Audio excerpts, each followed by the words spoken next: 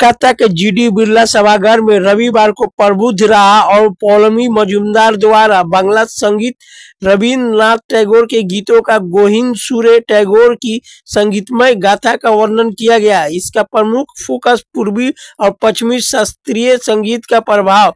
कार्यक्रम का संचालन और व्यवस्था प्रबुद्ध राय ने किया था।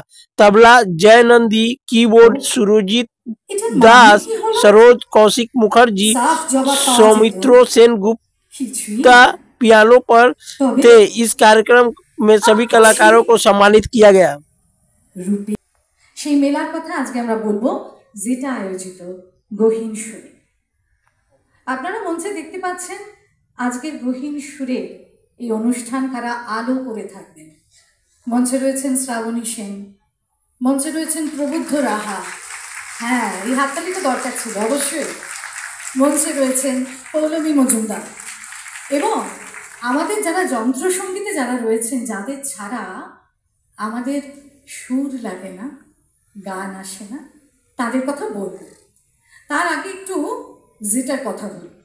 জিটা ব্যাপারটা এই কথাটা বলা হলো, জিটা হচ্ছে জিটা টেলিকম প্রাইভেট লিমিটেড একটি সংস্থা, একটি টেলিকম সংস্থা যার ম্যানেজিং ডিরেক্টর সৈয়দ জাফর ইমাম, ডিরেক্টর নাসিরুদ্দিন মন্ডল, দিগ্বিজয় ধর, এক্সিকিউটিভ ডিরেক্টর জসমিত সিং।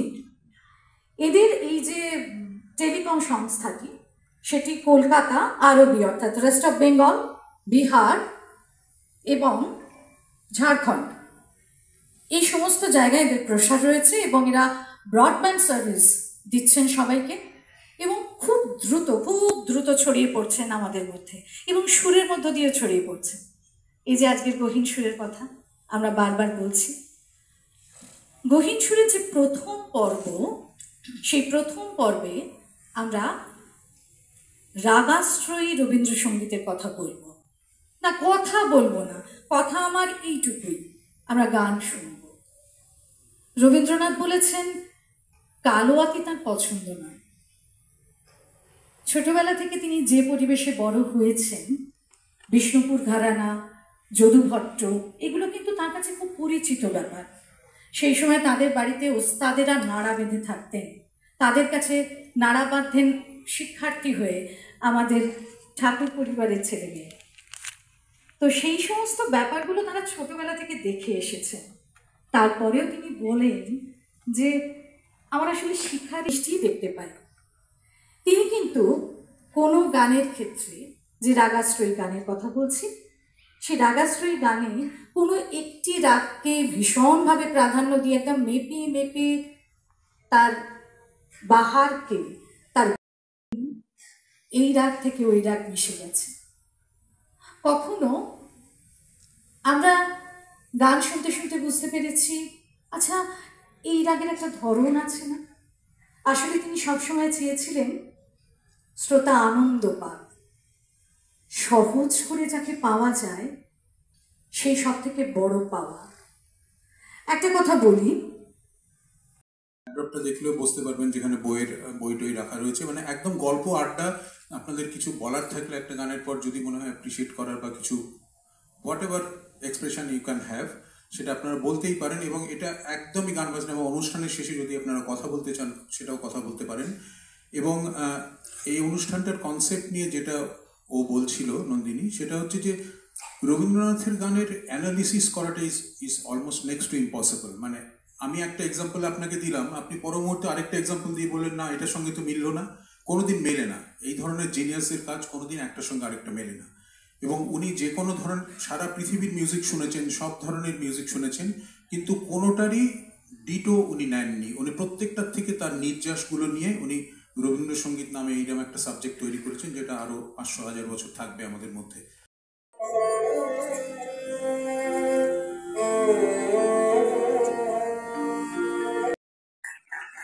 জয়নন্দী, যাকে ছাড়া আমাদের কোনো রেকর্ডিং চলে না, তো জয়ের কাছে একটু শুনি।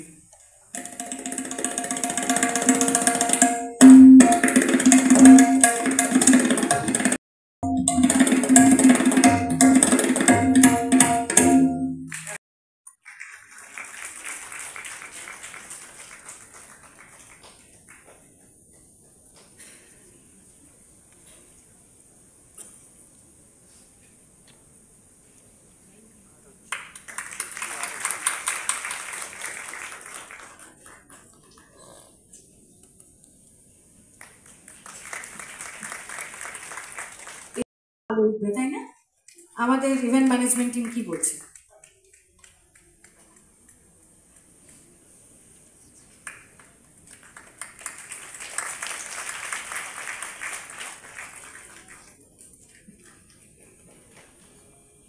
দেবায়ন মজুমদার, হ্যাঁ, ফটোগ্রাফার ছবি তুলতে পারছে না, দেখি কি। সুরজিৎ দাস, কিবোর্ড।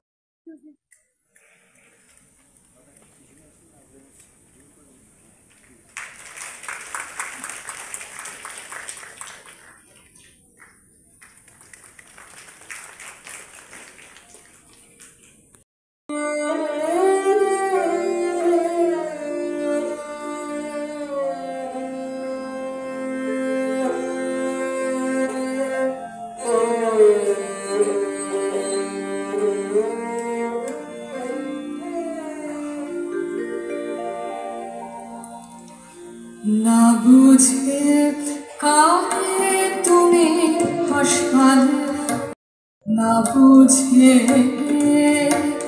ওগোকে আছে ছাড়িয়া শূন্য পথ পানে, কাহার জীবনে নাহি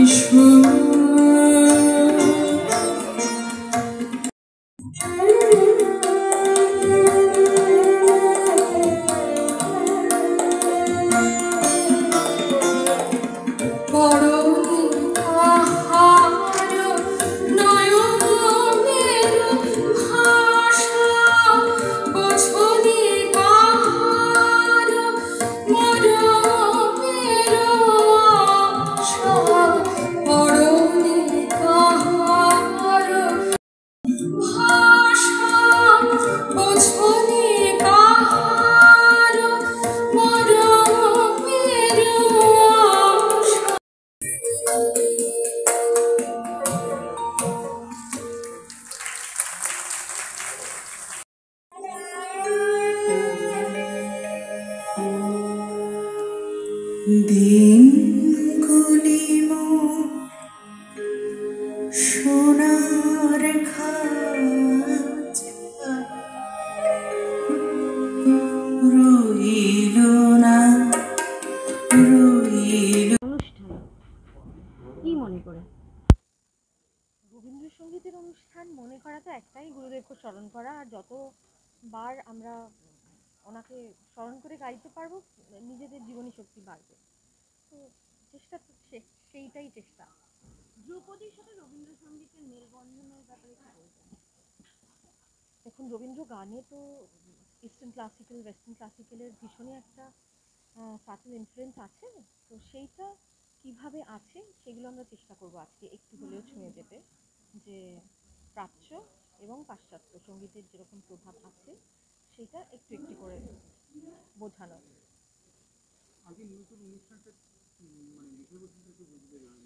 বিষয়বস্তু প্রাচ্য এবং পাশ্চাত্য ধ্রুপদী সঙ্গীতের কতটা প্রভাব রবীন্দ্রগানে পাওয়া যায়, এটাই বিষয়। গেস্ট অনেকেই আছেন। আপনারা পার্টিসিপেন্ট বলছেন না গেস্ট জিজ্ঞেস করছেন? গেস্ট অনেকেই আছেন, না আসলে তো ওইভাবে বলা যায় না। আসুন, দেখছেন তো দেখতে পাবো আমরা।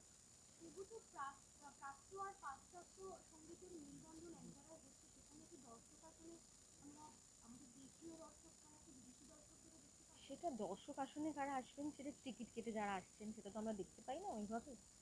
এলে নিশ্চয়ই দেখতে পাবো। তাদের তো ইন্টারেস্ট পাওয়ার কথা, বিকজ পিয়ানো যখন থাকবে একটা আলাদা সাউন্ডস্কেপ হবে। তো তো সেটা তো দেখা যাবে, এলে বুঝবো দর্শকে কারা আছেন। আমার নাম পৌলমী মজুমদার।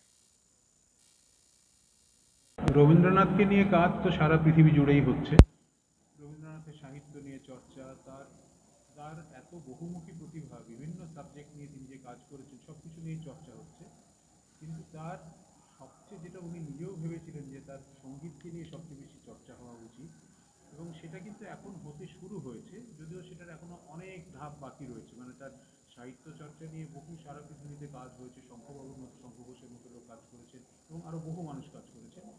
কিন্তু তার অ্যাজ কম্পোজার তার মিউজিক্যাল এলিমেন্ট যা ছিল, সাংঘাতিক প্রতিভা, সেটা নিয়ে খুব ইলাবোরেট এক্সটেন্সিভ কাজ কিছু হয়েছে বলে মনে হয় না। তো সেটা নিয়ে আমরা সেই ডিরেকশনে একটু চেষ্টা করছি কাজ করার, এবং সেই উদ্দেশ্যেই আজকের অনুষ্ঠান গহীন সুরে, the musical Saga of Tagore. রবীন্দ্রনাথের গানে বিভিন্ন রকম ধ্রুপদী সঙ্গীত, সেটা আমাদের ইস্টার্ন ক্লাসিক্যাল মিউজিক হতে পারে, ওয়েস্টার্ন ক্লাসিক্যাল মিউজিক হতে পারে, প্লাস অন্যান্য ফর্মস অফ মিউজিকও যা আছে, ফোক বলুন বা বিদেশি নর্মাল গান বলুন, সেগুলোর প্রভাব ভীষণভাবে পড়েছিল, কারণ উনি এত সঙ্গীত শুনেছেন সারা পৃথিবীতে। তো আজকের অনুষ্ঠানটাও প্রাচ্য এবং পাশ্চাত্য ধ্রুপদী সঙ্গীত ওনাকে কীভাবে প্রভাবিত করেছিল সেইটা নিয়ে অনুষ্ঠান। এবং এই সব ইনফ্লুয়েন্স কিন্তু ইনডাইরেক্ট ইনফ্লুয়েন্স, এরম নয় যে উনি একটা সুর থেকে নিয়ে বসিয়ে একটা গান করে দিয়েছেন, সেরকম কিছু কিছু গান করেছেন, অরিজিনাল একটা সুর নিয়ে তার বাংলা কথা। তার বাইরেও এই যে বিদেশি মিউজিকের, ওয়েস্টার্ন ক্লাসিক্যাল মিউজিকের একটা অদ্ভুত প্রভাব, সেই মিউজিকের যে ধরন, সেই ধরনগুলো ওনার বিভিন্ন গানের মধ্যে আমরা পাই। সেগুলো নিয়ে আজকের অনুষ্ঠানে একটু আলোচনাও হবে, গানও হবে, তার সঙ্গে আমরা দেখাবো যে কীভাবে ইনডাইরেক্টলি উনি ইনফ্লুয়েন্স ছিলেন। এবং তার ফসল হিসাবে আপনারা জানেন প্রায় 2000-এর মতো এরকম অমূল্য সম্পদ বাঙালির, যেটা আরও 500-1000 বছর থেকে যাবে। তো সেই ডিরেকশনেই আমরা আজকের অনুষ্ঠানটা করছি। আমি শ্রাবণী আছি, আমার স্টুডেন্ট খুব ভালো গান গাইছে, ও আছে, আমরা সবাই মিলে করছি, এবং খুব গুণী যন্ত্রশিল্পীরা আছে। দ্বিতীয়ার্ধে ওয়েস্টার্ন ক্লাসিক্যালের পার্টটা আমার খুব ঘনিষ্ঠ বন্ধু, আমরা প্রেসিডেন্সির একসাথে করতাম, সৌমিত্র সেনগুপ্ত। ও বেসিক্যালি একজন সায়েন্টিস্ট, কিন্তু অসাধারণ একজন পিয়ানিস্ট। লাগছে এবং গোটা ব্যাপারটা ছোট্ট করে একটু বলেন। খুব ভালো লাগছে। প্রবুদ্ধ একটা ভীষণ সুন্দর ভাবনা ভেবেছে। একটা হাফ পিয়ানোর সঙ্গে হবে, আর একটা হাফ এসরাজ, সরোদ আর তবলার সঙ্গে হবে। এটা একটা বেশ অন্য রকম। আমি এরকম খুব কম করেছি, করিনি বলবো না, কিন্তু কম করেছি, ভালো লাগছে তাই জন্য। মানে গানগুলো কি মিউজিকটাও কি প্রাচ্য হ্যাঁ, যেরকম ধরো ফার্স্ট হাফে এসরাজ এবং সরোদ বাজাবে, তাদেরই প্রিলিউড ইন্টারলিউড হবে, আর সেকেন্ড হাফটা পুরো পিয়ানোরই প্রিলিউড ইন্টারলিউড হবে। এবং পুরো প্রোগ্রামটাই আপনার ফার্স্ট এবং সেকেন্ড হাফে দুটোরই গান পরিবেশন আপনি করবেন? হ্যাঁ, আমরা সব চারটে চারটে করে গান করব। এবং এই প্রথমবার এরকম একটা সেট করা হয়েছে যেখানে পিয়ানো লাইভ বাজানো হবে তার সাথে। তো এই কনসেপ্টটাকে কলকাতার দর্শকদের জন্য তুমি কি বলতে চাইছো? খুবই ভালো, কারণ পিয়ানোর বাজরা আর শুনে দেখবেন, মানে সৌমিত্রদা আকুদা যা বাজান, উনি কিছু বলার কথা নয়, অনবদ্য। এবং পিয়ানোর সঙ্গে রবীন্দ্রনাথের গান সবসময় ভালো লাগে। এই ক্ষেত্রেও হয়তো সেটাই হবে, আপনারা উপভোগ করবেন। এবং লাইনে দেখছিলাম যে এরকম একটা অনুষ্ঠান দর্শক প্রচুর, মানে লাইন পড়ে একদম এই ছেড়ে করিয়ে টুয়ার্ডস ওই ফ্যামিলিগুলো দিকে লাইন চলে গেছে, এটাও তো একটা ভালো লাগার বিষয়। নিশ্চয়ই, রবীন্দ্রনাথের গানের অনুষ্ঠানে এইভাবে লাইন দিয়ে মানুষরা আসছেন, দেখতে আসছেন, শুনতে আসছেন, এটা তো আমাদের বিরাট প্রাপ্তি।